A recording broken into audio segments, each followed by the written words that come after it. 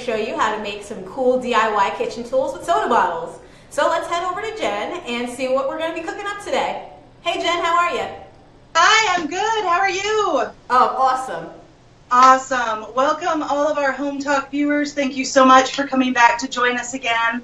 I am Jennifer with Our Peaceful Planet, and we are doing some more upcycles today. We're going to be using soda bottles to make some tools that you can use every day in your kitchen. So one of our big things at Our Peaceful Planet is upcycling. It's good for the planet. It's fun for us. It's cheap for us. So I'm going to go ahead and get started with one of our containers for the kitchen. I use these primarily for pasta in my kitchen, but they have so many uses. For this project, I'm using 2 soda bottles. These are actually water bottles that I picked up, and notice that they're quite a bit longer than the normal.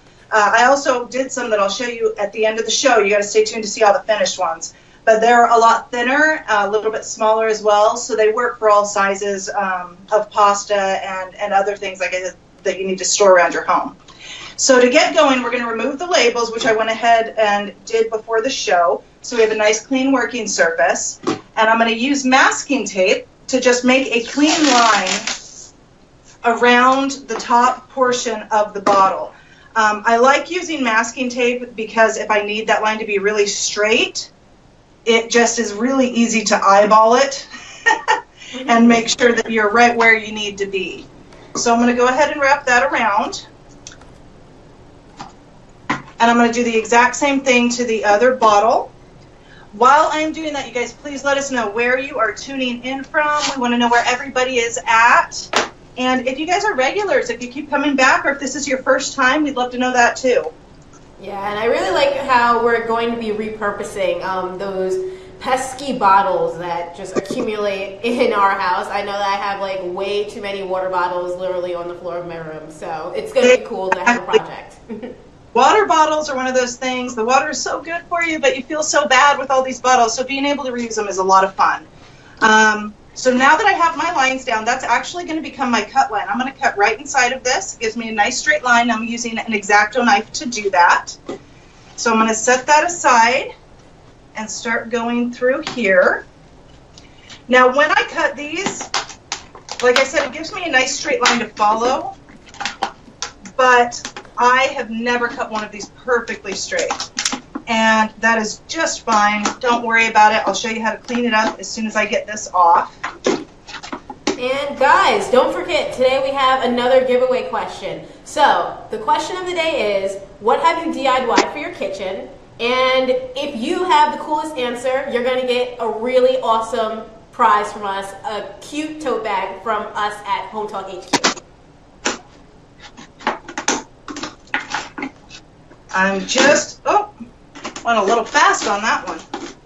Try not to lose any fingers in the process. That might take up the day. That's very important. We all need our fingers. So now that I have those cut off, you can tell my edges are not perfectly straight. Obviously, I went a little quicker this time than what I would normally do.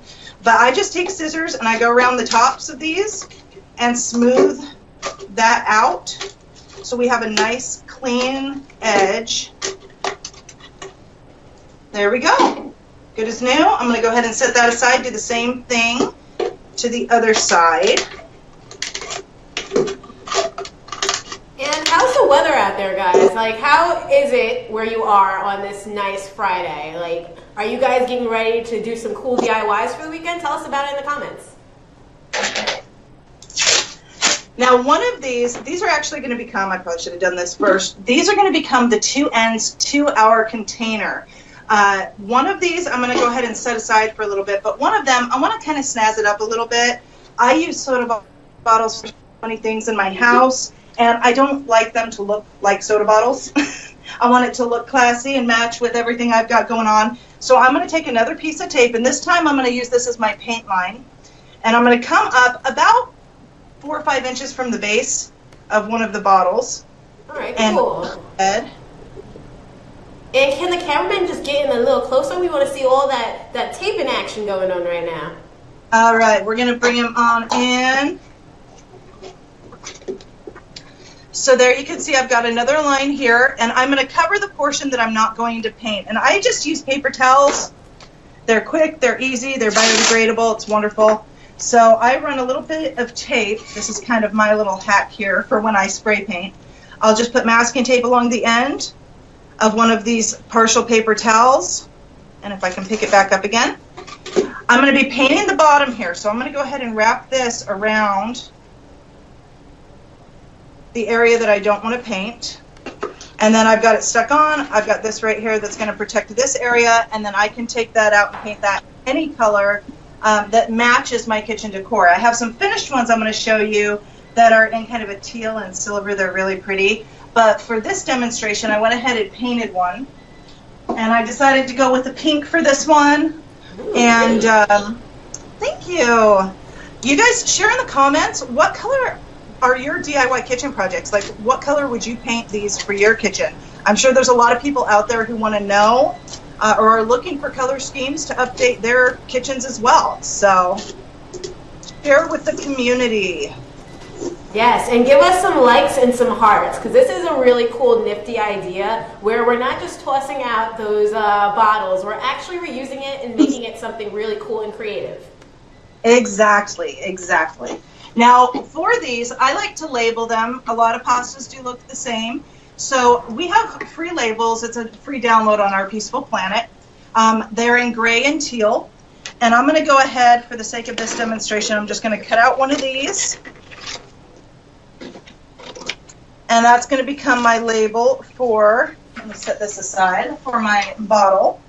Now, when I cut these out, I like to not cut right on the line. I like to leave that little white frame around the outside. I think it gives it a much cleaner look, and it is so much easier to cut. You can do them a lot quicker when you're not worried about being right on that line. So I'm going to go around there, and ta-da! So I have my little label there, and now I'm going to apply that to the bottle at this point. And the look that I like, I'm going to do it to the painted portion of the bottle. And for this one, I'm just going to go ahead and use a glue stick. You'll see in some later projects how I use hot glue. This one, I don't really see the need for it. And I'm going to overlay this. I'm going to decide what I want to be my front. I can see a line, kind of the crease from the bottle there, so I'm going to put those on the sides. And I'm going to lay this right across the center of that line. Oh, I need to hold it down a little bit longer than hot glue, apparently. And Juliana wants to know what we're making today. Today we're going to make some really cool repurposed bottles into containers for our kitchen. They are absolutely awesome, and I actually have a few at the end too, you guys, that I'm going to show you. You need to stay tuned to the end because I have a few we're not making, but I'm going to show you they go with the set. So these are containers. This is the bottom portion. We went ahead and painted this part. We've got labels that are a free download that we've applied to the front. And then to create the top of the bottle, we're going to take our blank portion here, and I'm going to cut in about 2 inches. And that is it. So I've got a little slit here now, and that allows me to easily connect these. This one has a little bit of moisture in it still from when I rinsed it out. So I'm going to dry that out. And Lisa Saunders wants to know, what kind of bottles are you using? Does it matter what kind of bottles? For this particular one, it really does. You want the tall, thin bottles. I know that Smart Water comes in the tall, thin bottles. There's a few other water brands. I have some that I've made up that I'll show you in a minute here, and they are made from flavored ice water is what it's called, and they're a little bit thinner and smaller. But you notice that these, with that flap there, I'm able to insert one on top of the other, and once I push it down and seal that, we have an airtight seal down here. So I can actually store pasta in here, not have to worry about critters or anything else getting in there. Oh yes, that's really useful. Exactly. You don't want anything getting in there. And I push it down as far, it depends on, again, what I have in there. Anytime I need to open it back up and slide it off, get out what I need, put it right back together again. I told you guys, I'm still sliding that around. Need to let that dry. I told you guys we had pre-made a few of these that go with a contemporary kind of fit that we had done. And these are using those thinner bottles that I told you about. So we went ahead and did a silver and a blue one. And so this one is for the spaghetti. We have fettuccine in this one. And so you can really do them up just absolutely darling. Line them up in your pantry. You don't have those open bags of pasta you're trying to clip together and they look awful everywhere. And they're just really functional. So again, share, if you guys, if this is something you think you could use or someone you know can use, send some hearts for us. Let us know how we're doing. Super easy, super quick, very functional. So that is our first project. I'm really digging the silver one. The metallic is my favorite. Love it. I know, I'm really into the metals as well. Lots of silver and gold going on, and depending on which room of my house you're in. And Tanya says that she thinks that these projects are totally cute. Thank you so much, Tanya. I appreciate that. I feel the exact same way. Great minds think alike. I'm going to set those aside, and we're going to get started with the second one. Now, if any of you are bakers like I am, not very well, but I do it with purpose. I intend to be good. I use a lot of baker's twine. I give a lot of gifts.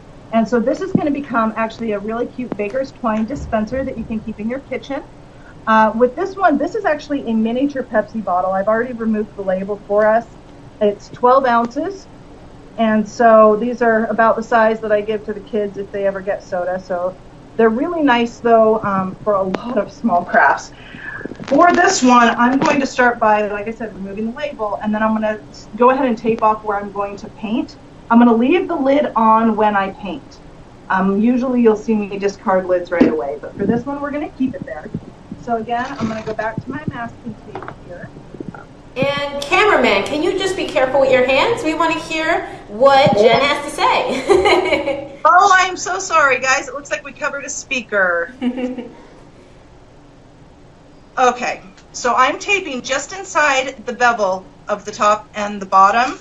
It's why I like the Pepsi ones, is they have that kind of rounded look to them. And for a ball of twine, it actually fits really well into the bottom of that. It's really cute. So once we've... Alina wants to know, what kind of paints are you using to paint on these bottles? You know, I am using spray paint. I am all about convenience. There are times that I do need to use acrylics, but with with plastic bottles, spray paint cures really, really, really well. For the pink one I used earlier, this was the Valspar that I used. I actually left my metallic silver outside. Valspar. There's a million brands out there, and they specify that they adhere to plastic. So do look for that because it'll last so much longer. So once I have this taped off, this middle section is what I'm not going to paint. So I could cover that with paper towel. Because it's so small, I'm just going to toss another piece of tape around the center of that, make sure I've covered up all the plastic, and then I can go ahead and take this out and spray paint it. So I have one, obviously, that I have already painted for you guys, so you don't have to watch paint dry. Some people do actually like it. And for this one, I went with the same pink color because, again, I like to do things in color schemes, so everything in my kitchen kind of matches. I'm going to go ahead and take this off once it is completely dry. One side note, if you do use the metallic silver paints, they are notorious for taking longer to dry. You'll touch them, you'll get fingerprint smudges. So make sure you let those dry a little longer if you're going for a metallic finish. And I'm noticing like we're getting a lot of flowers on this video. Like, you know how there's like hearts and thumbs up? Well, we're getting a lot of flowers, and I'm really digging it. Guys, thank you so much. We appreciate that. It means so much to us to even have you guys here.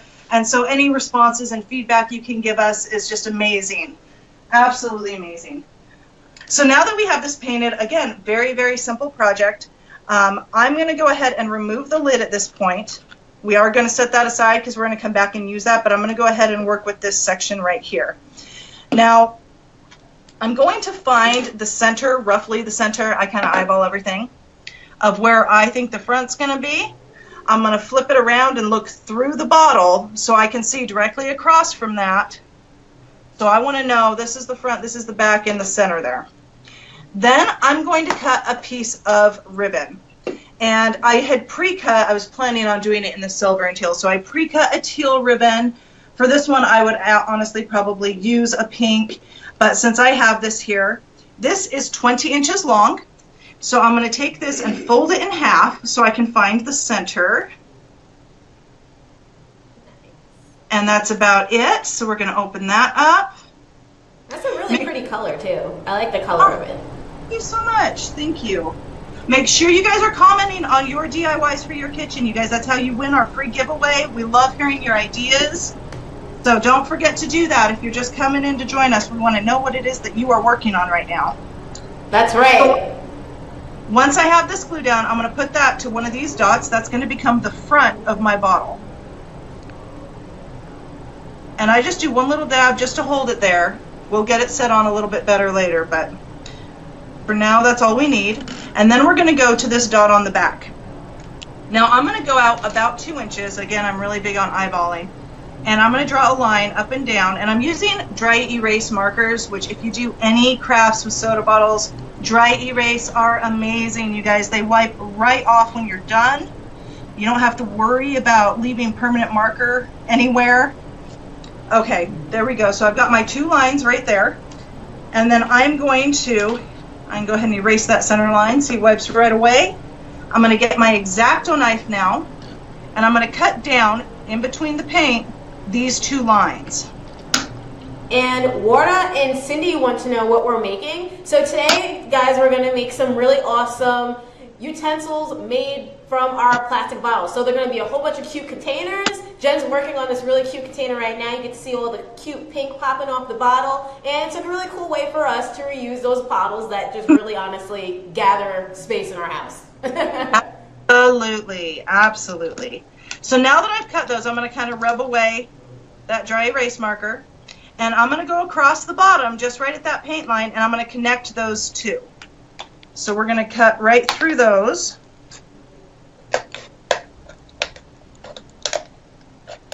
And Ellen says that the new flower reaction means that they're grateful. So they're very happy for you, Jen, being here doing this craft with us today. Oh, thank you guys so much. We are so fortunate to be back. Hometalk has been like my home away from home. I carry it with me everywhere.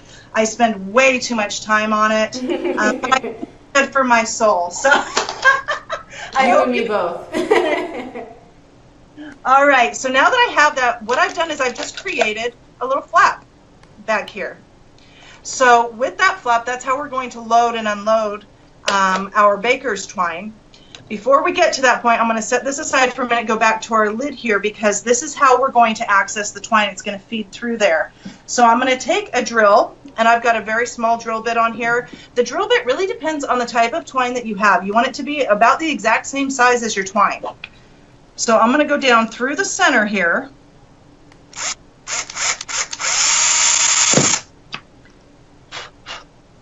Make sure that's cleaned up a little bit. There we go. Set that back aside. And then we are going to grab our baker's twine. Now mine is currently in my container, so I have a little bit of extra here from a larger one that I had. And all we do is we open up this flap. We drop our ball of twine down in there, and we are going to feed this end of it that we're going to be using to access up through the top. And you know what? Because this one is so small, I'm going to go ahead and feed that through first. There we go. And then you can drop that one down in there. Mine are usually quite a bit bigger, and they usually fit perfectly right into the base of this. I also have some spools that kind of stand up, and they're still on the spool, and they fit beautifully as well. So once we have that down in there, we've got this sticking out the top. I'm going to take this and feed it through our little hole here. Now you can notice from the drill we have a little bit of debris right there. I'm going to just clean that up to make it a little bit easier for me to thread this through. You guys know any bakers out there? Send some hearts. Let us know. If it's something you think they would like. I'm digging it right now. And I'm a baker too, so I'm totally digging this. Wonderful, wonderful. All right, so I'm going to twist that now, and I'm just going to feed that up through the hole. There we go. And I just scraped the crud out of that, didn't I? This is what happens when you're in a hurry. But I want to make sure you guys get to see the finished project. So I'm going to go ahead and turn that back on. And now we're going to go back to the front here where we have that ribbon with that one dot. We have another label. Again, I like to label everything, make everything match. It's another free download on Our Peaceful Planet. And we have one for, you'll notice this one says cups. That's not the one we're going to use. We're going to use our baker's twine one. I'll show you the cups one later. But I'm going to go ahead and pop this out. And then again, I'm going to go and cut just a little bit out around the edges so I still have that white frame there. And also we have a question from Paula. She wants to know, how do you get the labels off of the bottles? Like, you know, like the logos and the ones that show the calories that we probably shouldn't be drinking, but we drink anyway, like those labels. Yes. Paula, that is a great question. I get that all the time. Now, there are a lot of home remedies for kind of removing that sort of stuff. Usually they involve citrus. I am a huge fan of Goo Gone. Once you've removed the paper label, you spray some Goo Gone on there. It sets for maybe 5 seconds, and it will literally wipe everything off. Zero effort. One bottle will last you years, and I make this stuff all the time. So I am a huge fan of Goo Gone. If you don't own any, check it out because it is life-changing if you work with soda bottles a lot. So now that I have my label, I'm going to go ahead and apply this. And this one I am going to do with hot glue. I'm just going to put a little bit on each end.